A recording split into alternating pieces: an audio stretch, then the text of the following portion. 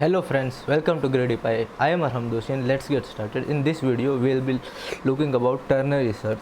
And ternary search is very important topic. You will be wondering if we already have binary search, which is giving the searching complexity of log n, why we require ternary search and how it is useful in CP and DSL. So let's understand it with one question. So let's say we have an array ARR and the contents of the array is like this, and this array is special because it is bitonic. So what does bitonic means is the contents of the array are first increasing and then decreasing. So you can see that until 10 the content of the array is increasing, and after 10 the contents of the array is decreasing. So this particular array is called bitonic. So there is also a classification of function called unimodal functions. Unimodal functions are such a functions which has a shape like this or shape like this.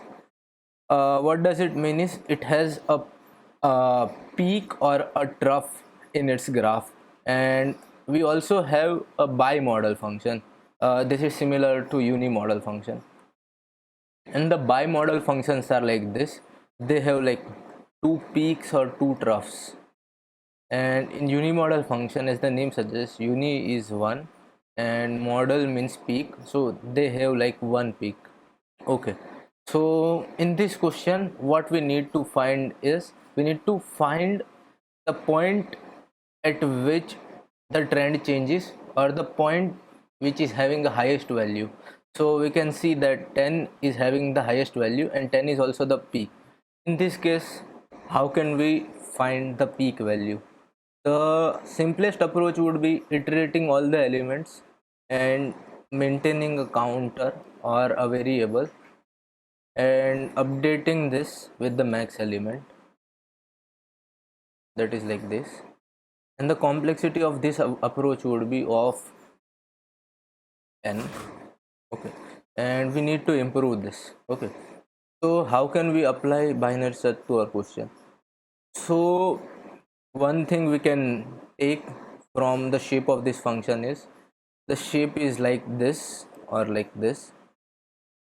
Okay, so in this case we can notice that till we reach the top, the elements are increasing.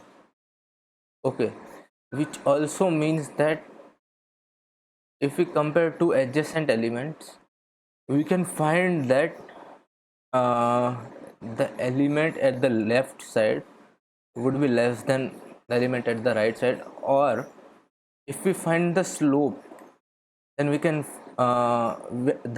say that the slope is increasing. Slope is nothing but the difference in the value of the array upon the difference of the indices, or like this. So this will be coming to 1. So at any point the slope is nothing but ARR I plus 1 minus ARR. Now if the slope is like increasing, that also means that this particular identity would become greater than 0, and if the slope is decreasing, then this identity would be less than 0. Okay, so at this point we know that if it is I and it is I plus 1, then ARR I plus 1 would be less than ARR. So now how can we utilize this property to find the peak value of the array? So at all the positions to the left of peak, we know that slope is greater than 0, and all the position to the right of it, we know that slope is less than 0. So what we can do is we can like run the binary search and we can pick a value mid. Okay, let's say this is mid, and we can find slope at this position, and if it is like greater than 0, we can like shift the range to the right half, and if it is like less than 0, we can shift the range to the left half. So the binary search will fail in one particular case. The case is when the elements of the array are not strictly decreasing and increasing. So in this case, let us have an array like this. So at this position, if we found a mid here, and this is like mid plus 1, we will get that the slope is 0, and in this case we won't find the direction. We will be confused whether to go left or to go right. So uh, the binary search will fail. Okay, so because if we have equal element at the left side, we don't know where to go, and if we have the equal elements, that is like this, in the right side, we don't know where to go. So at this case, so in this case we will use ternary search. In ternary search, let's say we have range from L to R and it has n elements, so we can like divide it into 3 parts like this, and each of the 3 parts will be having n by 3 elements, and we will be removing either this part or this part until we reach here. Okay, so there are 3 possible cases here. Let's call it mid 1, this point mid 1, and this point mid 2. So we'll be having 3 conditions here. First is mid 1 and mid 2 are both to the right side of the maximum, and in that case this condition will be true, that is mid 1 would be greater than mid 2, and in that case we need to comprise range like this. So if the range is from L to R, the new after compression the range would be like mid L to mid 2. Okay, another possible condition would be like this: mid 1 and mid 2 are to the left of it. In this case we need to eliminate this particular portion. After the compression, range would be like this, and if the peak is between both the mids, we can like remove any of the things. If mid 1 would be like greater than mid 2, we can use this condition only, and we can like comprise to the left side. And if mid 1 is like less than mid 2, we can like comprise like this. So this condition is already satisfied by these 2 conditions. Okay, let's say we have this array. Let's say we are initializing with L and R. L is equal to 0 and R is equal to 6, and let's say we have mid elements like this, that is mid 1 equal to 5 and mid 2 equal to 9, and we can see here that mid 1 is less than mid 2, and which case it can arise. So if it is like this, and if mid 1 and mid 2 is like this, so in this case mid 1 is less than mid 2 and we will have to go right side. So we will just compress the range like this, and we will like put L is equal to mid 1 plus 1. So now we have compressed the range like this.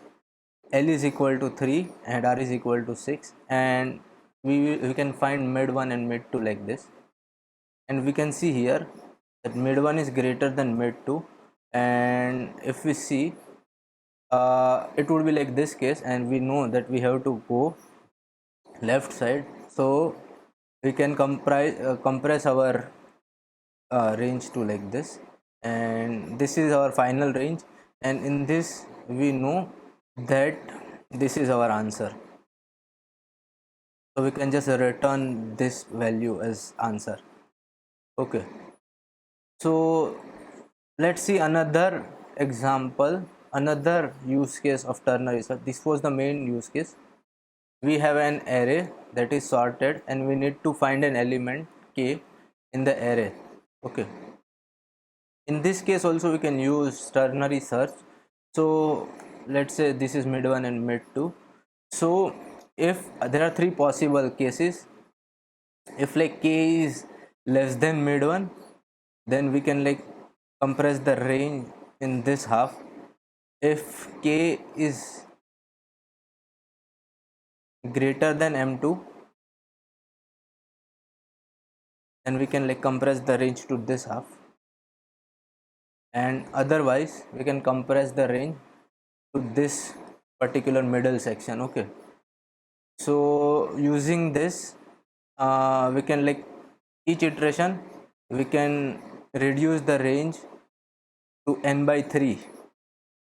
So if like there are 10 elements at the beginning, after one iteration there would be like 4 elements, and this can like uh, search a particular element into log 3n.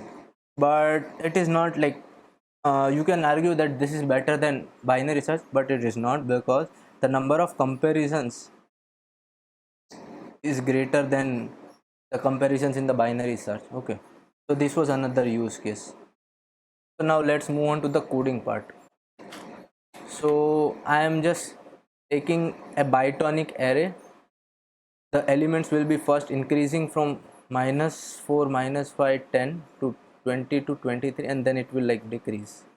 Okay, and I'm just taking the elements and printing it, and we can see that this is the vector. Okay, so now we can find the peak element using binary search and ternary search.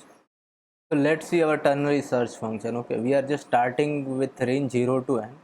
Then we are just finding mid 1 and mid 2. That is nothing but the left element plus the size of the range, and mid 2 is nothing but right element minus the size of the range, that is the n by 3 size from the left and n by 3 size from the right.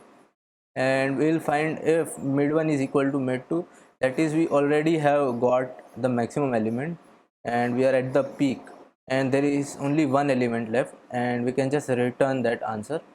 Otherwise we can move our range to the right side, that is nothing but L is equal to mid 1 plus mid 1 plus 1, and otherwise we can comprise our range to the left side, that is nothing but mid 1 plus 2. And in the meantime we can keep on updating our answers. Okay, so and we can return that maximum element. Okay, and we can see that 23 is our maximum element. So now let's look at binary search code. We can start our range with L equal to 0 and R equal to n minus 1.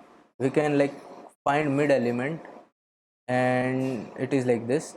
We are using this implementation because it is overflow safe, and we can see that this is nothing but the slope, and if the slope is increasing, we have to go with the slope. We are just going right side here, and for right side now our range would be L plus 1, mid plus 1 to R, and if the slope is decreasing we have to go left side, and we can like return the answer at the end, and we can see that binary search is giving our answer. So now let's try to sort the array and find an element using the ternary search method. Okay, so let's say now the array is sorted. So the sorted array would look like this. Okay, -401, and we want to find an element 22 in the sorted array. So we are using ternary search to find it. Okay, the code would be like this. We are again finding minimum mid 1 and mid 2 elements. If either of those element is equal to k, we can just return k, and if the k is less than the mid 1, then we can reduce the range to L to mid 1 minus 1, else we can reduce the range to, if the k is greater than mid 2, we can reduce the range to the right 1/3, that is mid 2 plus 1 to R, and otherwise the answer would be somewhere in between, and that is nothing but mid 1 plus 1 and mid 1 minus 1. So if we don't find, like if we keep this as mid 1 and if we keep this as right, and if the answer is between these two, then we'll like reduce the range to like this, and if we find the element we can return, and if we don't find the element we can just return -1. Okay, so now let's run this. and we can see that it is giving at position 6, that is at 0 1 2 3 4 5 6 position. So that was end to the video, and until next time, goodbye.